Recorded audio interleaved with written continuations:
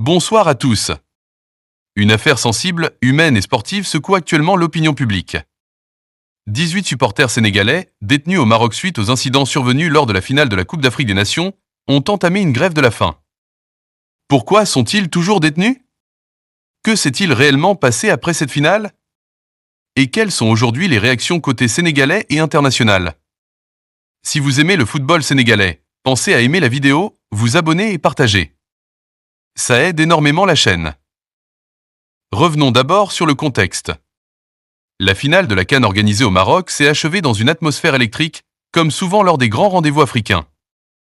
Après le match, des incidents ont été signalés aux abords du stade et dans certaines zones de rassemblement des supporters.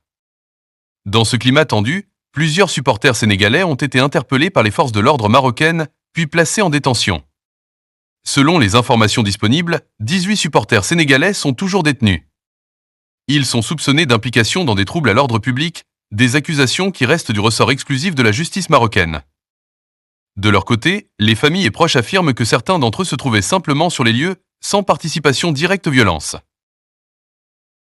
Face à la durée de la détention et au manque de clarté sur leur situation judiciaire, les 18 supporters ont entamé une grève de la faim, un geste fort, mais aussi risqué. Cette décision vise à alerter l'opinion publique et les autorités sur leur situation et à réclamer un traitement jugé plus équitable. Au Sénégal, l'affaire provoque une vive émotion. Sur les réseaux sociaux, de nombreux internautes appellent à une intervention des autorités sénégalaises.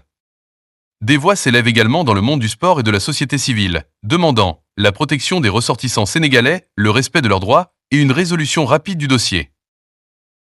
Il est important de le souligner, le Sénégal et le Maroc entretiennent des relations diplomatiques et sportives solides.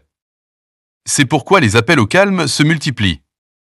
Plusieurs observateurs estiment que la voie diplomatique reste la meilleure solution afin d'éviter toute escalade inutile entre supporters des deux pays. Dans ce dossier, la prudence est essentielle. Il ne s'agit ni de désigner des coupables sans jugement, ni d'ignorer les inquiétudes légitimes des familles. La justice marocaine suit son cours, mais la santé des détenus en grève de la faim reste une priorité humanitaire. Merci d'avoir regardé jusqu'au bout. Si t'as aimé, laisse un like, abonne-toi et partage à fond.